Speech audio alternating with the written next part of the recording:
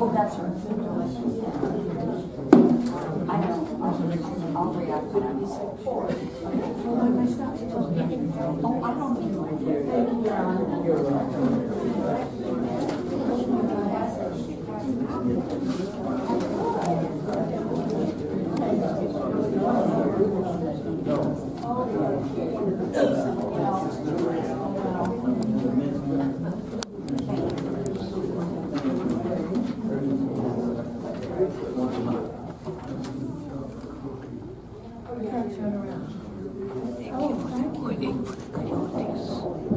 Good morning. Good morning.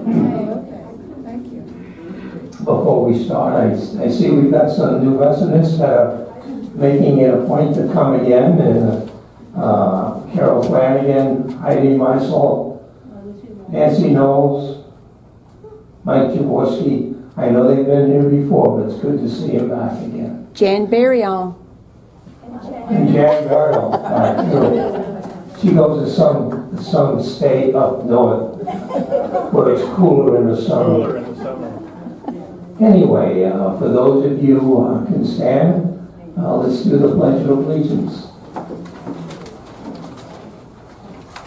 I pledge allegiance to the flag of the United States of America and to the republic for which it stands, one nation, under God, indivisible, with liberty and justice for all. Thank you. I'm going to ask Bob. Now, mine's working. So the roll call for the council, the president is George Kepner. Well, I worked for a minute. Is this working? No. My microphone only works for a moment. Hello? No. Talk about Yes. You got this one? Somebody's microphone. I think yours is working, Bob. Yeah. Okay? Yeah. All right, we'll start all over. The roll call is President George Kepner. I'm here. Vice President Don Hoffmeister is excused. Treasurer Wayne Schweifler. here. I'm the Secretary, Bob Quinley. The members at large are Beverly Adair, Angela Fick, and Margaret Schweifler. And while I'm out, I'm going to ask if the council will give me motions to approve the minutes of our special committee meeting on October 7th and last year's town hall meeting. Second.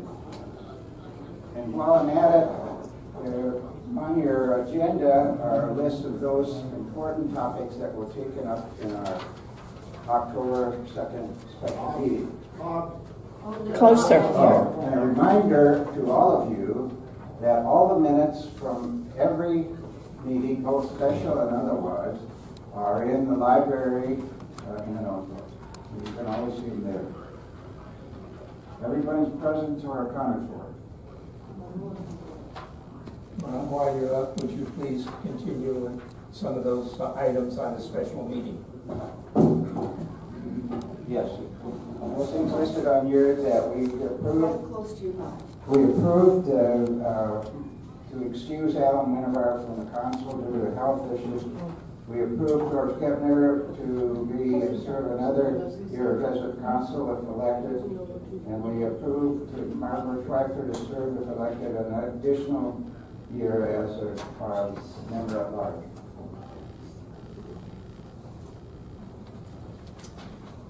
Wayne, would you give us the treasurer's report, please?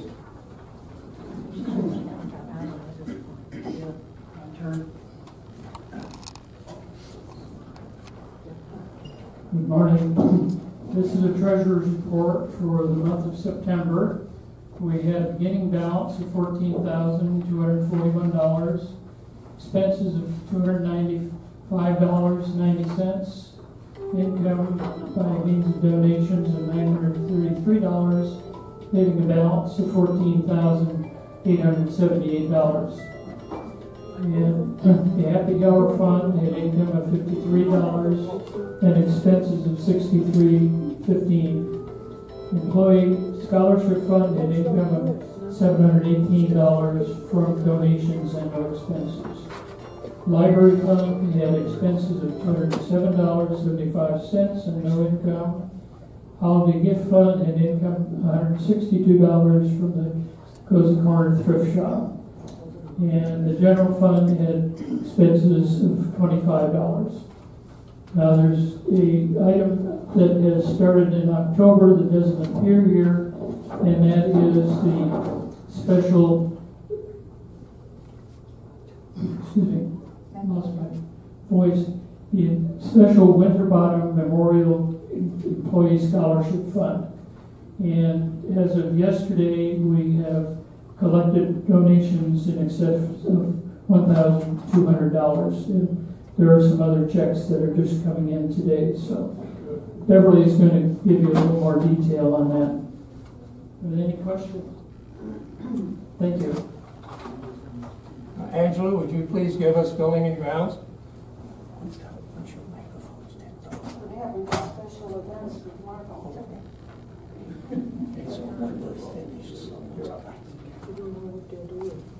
Skid Marco with special events.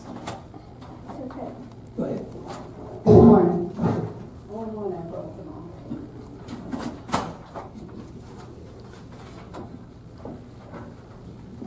Now I'm here.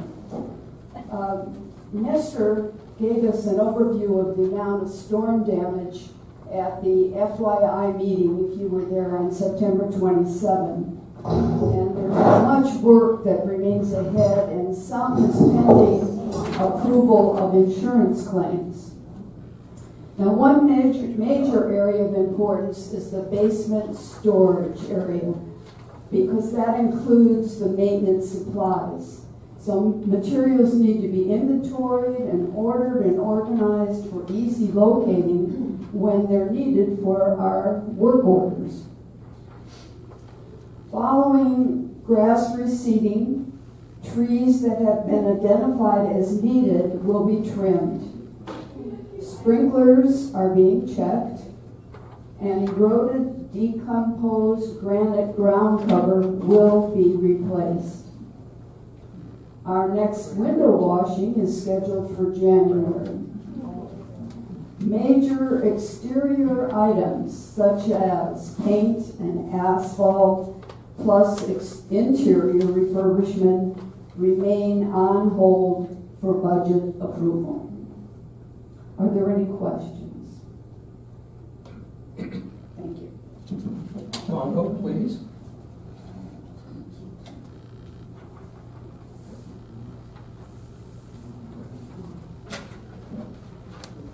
Good morning.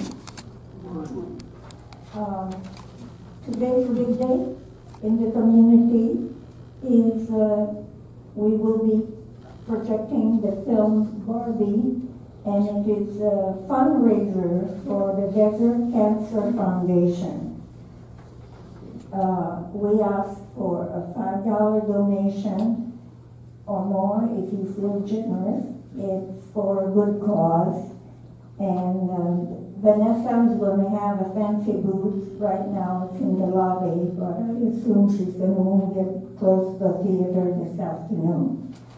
There will be 2 presentations, one at 2 p.m. and one at 6 p.m. Call the front desk and ask them which one is available right now, because some people have already given their name for the earlier presentation. So it will be either 2 or 6. So if you go to the 6th presentation, you'll have to have an earlier dinner. Also, this week, on the 19th at 10 a.m., we will have the Great Shakeout Disaster Planning Drill. I don't know if you've experienced that before, especially for those of you who are newcomers. We gather here in the auditorium, and the staff will tell us exactly what assignment we will have or what we are to do in the case of a disaster.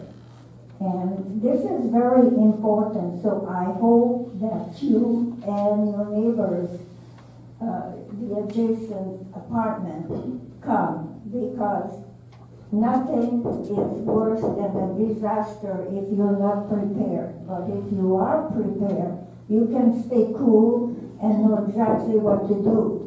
And if you're aware of the people around your apartment who are not very mobile, then you might want to check on them. So make sure, mark your calendar, that's October 19th, 10 a.m. There will be a special social for the native Californian. How many of you are in the audience?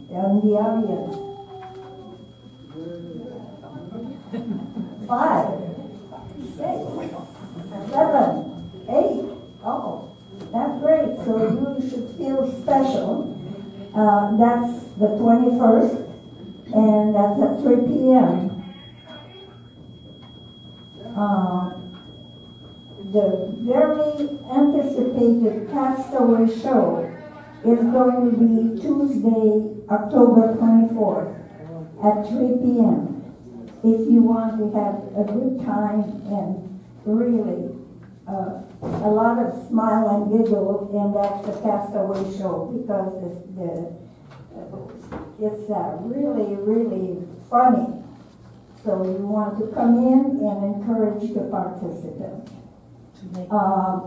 We will have a special Halloween party, I should say, a day of Halloween celebration. This is for Saturday, October 28th at 3:30 p.m. It will start with a social here in the auditorium, and the staff will be bringing their kids. So it's always very fun to see them. Most of them are costumed, and they are, like our kids, they are so endearing. You want to, you remember that they have a collection at the front desk for candy. So if you haven't brought your candy, now is more than time to bring it. And Vanessa is going to see to it that they are distributed. There will be a golf cart parade in Palm Desert on Sunday the 29th. If you have never participated in the golf cart parade, it's really fun. It's really different. Everybody with their golf cart decorated. They each have their individual theme, and they're very original and they're colorful. So the Carlotta will have transportation, and you will have special seating and a bunch lounge there also. So all you have to do is sign up at the front desk, and you will be reminded. Again, it's on a Sunday, October 29th. We leave from here at 11:30. If you sign up, that doesn't mean you cannot go with your own car, but you won't have special parking. You might have a little walk, but it's always very, very interesting. Okay, on Monday the 30th in the afternoon, we have the very interesting travel presentation by the Kentners, and this time it will be Western Canada. And very colorful, and we expect it to be good as usual. The Halloween dinner on the 31st is a theme dinner. We don't know exactly what the menu is at this point, but you don't need reservation. Just come in Tuesday the 31st, okay? The November activity, we have what we call the Christmas Child Operation. It's gift box. They look like shoebox. They are available at the front desk, and you can get one and fill it in with whatever you want. You can get a box for boy, you can get a box for girl, and you put in interesting comment. That's it. That's it.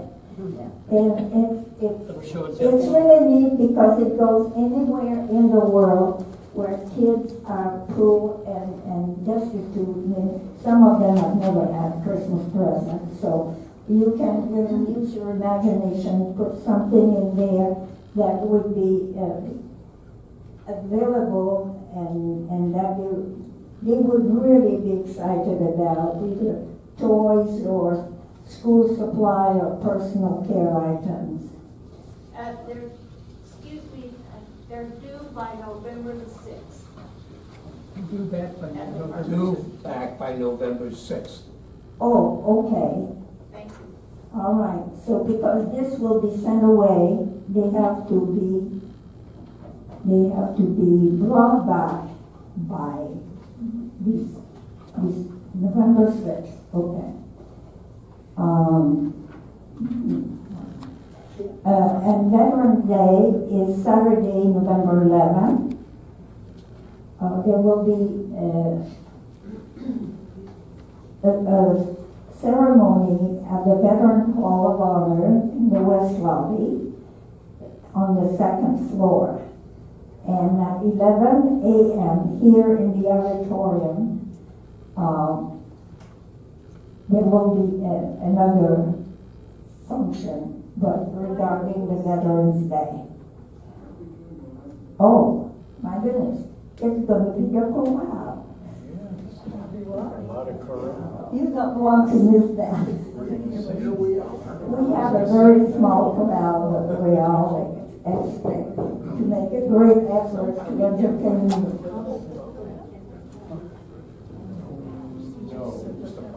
On Thanksgiving Day, there will be a nice big brunch. That's November 23rd. And we will be having a new resident welcome also in November, but we don't have a specific date yet. It will be announced.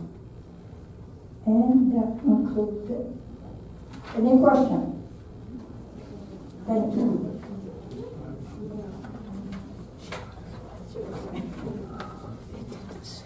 Okay, we have limited microphones today. Only one seems to work when it feels like it. Is it working now? Good. Okay, I'm going to do the dining services report. Irene Mendoza, who was front of the dining room manager, she continues to hire people for the wait staff to make sure that we are covered because of a number of them going to school. Also, Molly has announced that they have hired Brian Jimenez as our new executive chef. He has worked for the Parker Hotel in Palm Springs and also other senior living communities throughout the desert. I guess he's supposed to start on Monday, October 30th. The dining room continues, and hopefully the new executive chef coming in will be happy with what he produces on the menus. Belvedere, would you talk to us about the health services?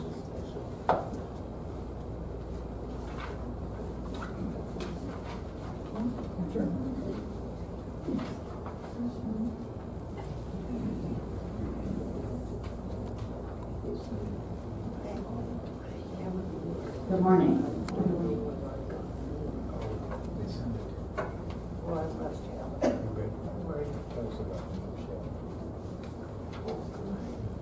You may have noticed that our Carlotta monthly calendars offer a variety of health services events.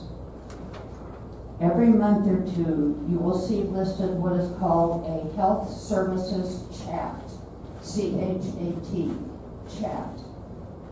You will also notice an event that features a Dr. Thomas presentation.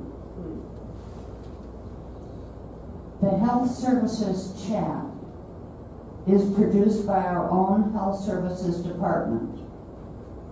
Molly and Helen Kim will have decided on a health topic that they believe will be of particular interest to most of us.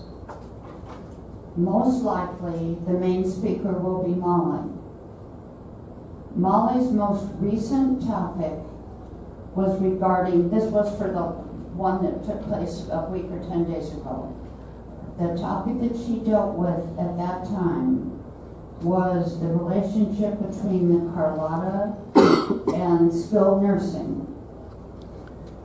She mentioned a lot of different things that are really good for us to know.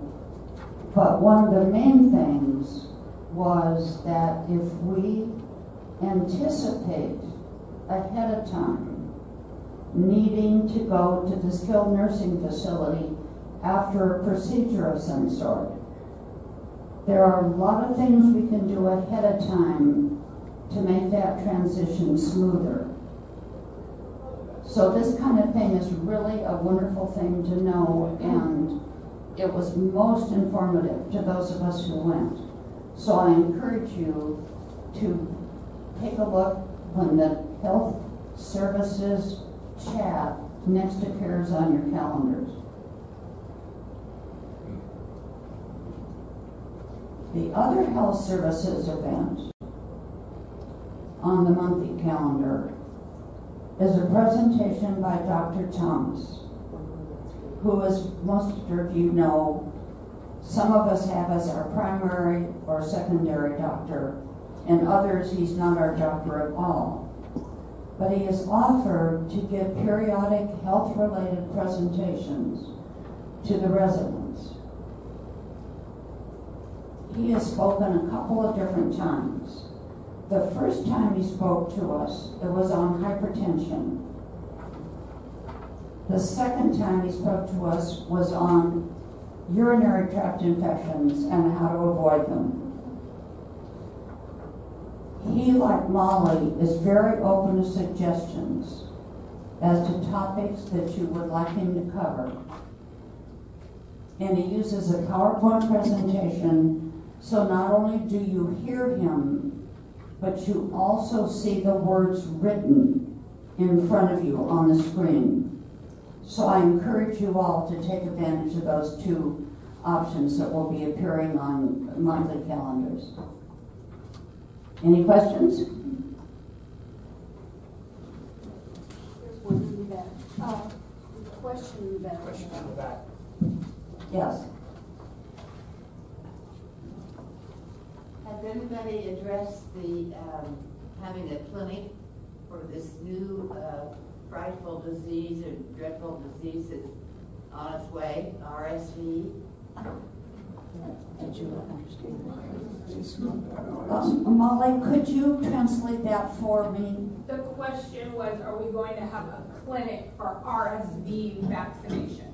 Could you answer that for us? We had the flu clinic, but during the flu clinic that was put on by Albertsons, which was last Thursday? Thursday. Yeah, on October 12th, they did offer RSV, COVID, flu, Hep B, shingle. It was a wide variety. They didn't tell us. Okay, well, if you would like to make an appointment to go to a CVS, a Walgreens, or something like that, Vanessa, our head of activities and transportation, can make arrangements to get you to a Walgreens or a CVS or something like that to get the RSV or any other kind of vaccine that they offer. Thank you. Thank you. Thanks. Yes. I have a question about the flu clinic. You know, when you gave the shots, which is a, This is a question regarding the flu clinic? yeah. But Maybe Molly, could you come forward? Sure.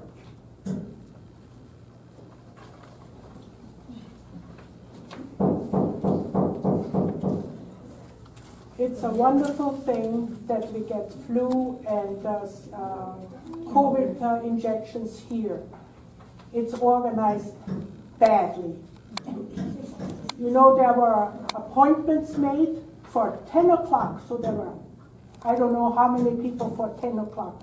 What is wrong with a little number thing that you pick your number and then you come in and then you get your shot?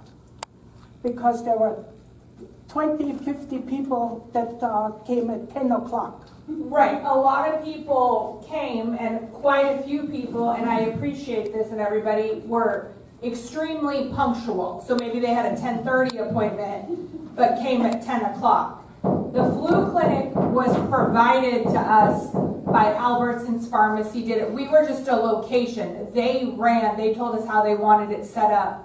We had Rebecca and Marcella, one of our med techs here, to organize it. I believe there were 2 pharmacists giving injections. So we tried to do it based on appointment, but it was, you made more than 1 appointment per time. So we did our best to accommodate everybody without too long of a wait. And, yes, having the convenience of just being able to walk down the hall opposed to drive to a pharmacy. But there was going to be just a little bit of a wait. It wasn't an immediate injection.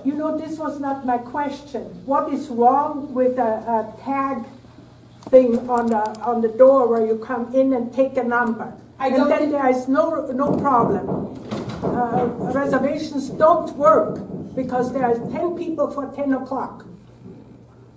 There were a lot of people in the room. Right, as I did say, we did not organize how it worked. Albertsons is the pharmacy that put on. They gave us the direction as to how they did it. They set it up that way. I'm sorry if anybody felt that they had to wait a long time, but it was organized that way through Albertsons.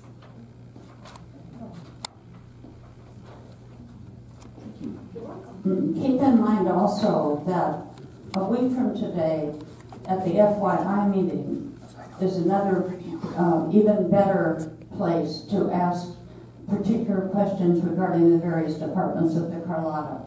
And that's a time when we can often get a lot of those detailed questions answered. Okay, George, I'm on the scholarship, is that all right? Oh.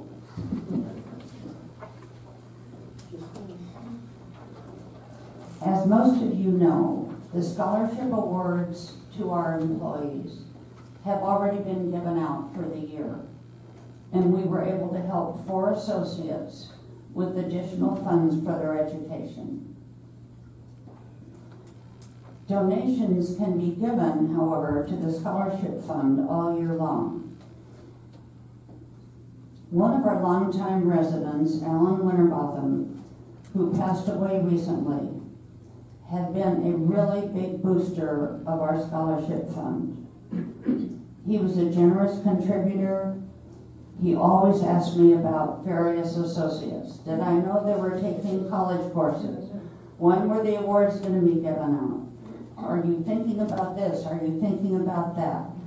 He took a particular interest in what Carlotta residents were doing to spur on their education.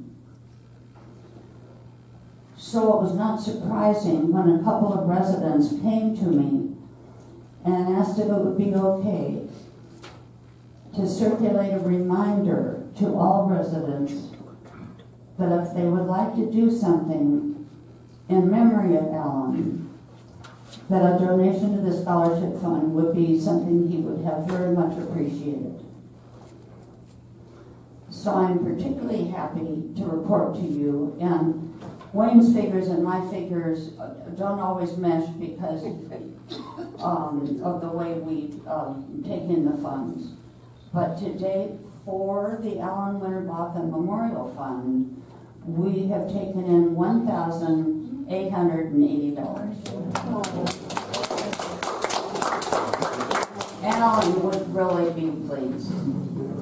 Ruthie? A quick question. Who do you make the check out for? The check is made out to the resident council. On the memo line, put scholarship fund / Winterbotham. and leave it at the front desk for the scholarship committee or in my box 601. Just a reminder, Roger? everyone got a flyer in their box about this fund, Yes. telling how to make out the check and I everything. didn't. It's in your box, or it was in everyone's box. Yes. I would like to just say that above and beyond was Bev's reply letter to people who contributed. Oh. Very nice. Thank you. Okay.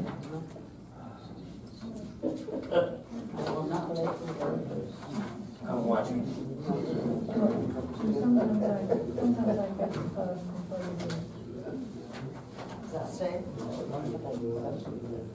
Okay. Next up is the nomination committee. The council would like to thank Bill Koenig and his committee. And I'm going to ask Bill just to give us a little bit of a synopsis of what they performed as far as those people who are now being nominated for the 2024 Resident Council.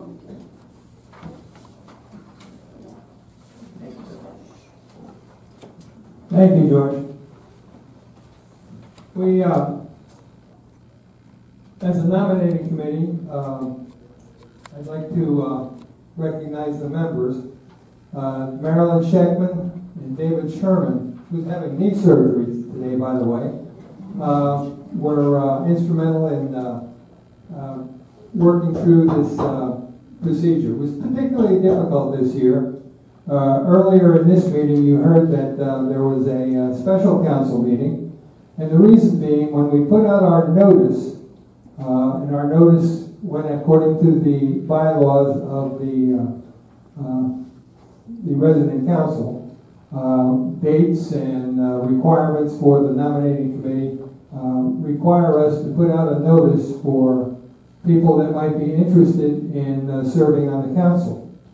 Unfortunately, this year we didn't have anybody that wanted to be the president. We also didn't have anybody that wanted to be Margot Schweifler's committee, the special events committee. So the council had to amend the bylaws in order for us to complete our job. Again, I want to thank very much the committee members and the council for helping us out in this situation. Without anything further, I'd like then to describe the people that have applied for each individual position. I might add that you will be receiving in your mail slot or by email a complete list of these people, and you will also get their resumes for them. So that will be on its way after this meeting. So for president, we're renominating George Kempner. For vice president, we were fortunate enough to have one of our new residents apply, and that would be Mike Jaworski. Would you stand when I call your name, please? That would be helpful for the residents to recognize who you are if you're here. Okay, there's Mike down here. For treasurer, Wayne Schweifler, an incumbent. For secretary, Jill Myers. Jill will be new to the council. For member at large, building and grounds, Jim Wilson. Jim, also in the back. Member at large, dining services. Although he's the incumbent vice president, he's switching positions to a member at large for dining services. Don Heifmeister, who isn't here this morning. Member at large for wellness, Beverly Adair, who's done an outstanding job. Member at large for special events, who we can't get rid of, Margot Schweifler. And member at large for scholarship, Ed Kozlowski. Okay, thank you very much. That is the complete report. Thank you, Bill, and again, thank you for your committee. I'd like to also tell you that at our next council meeting in November, we will have the election for the 2024 resident council people that Bill has just gone over. Also, in November, in fact, on November 2nd, the Colorado Employee Holiday Gift Fund Committee will send out their solicitation letter. And again, that will be on November 2nd for this year's contributions for the Holiday Gift Fund for the employees. Last year, each full-time employee received $870. Without skilled nursing being part of that this year, the numbers should be, each individual should receive more if we get anywhere close to the numbers and money donated last year. Again, letter will go out on November 2nd.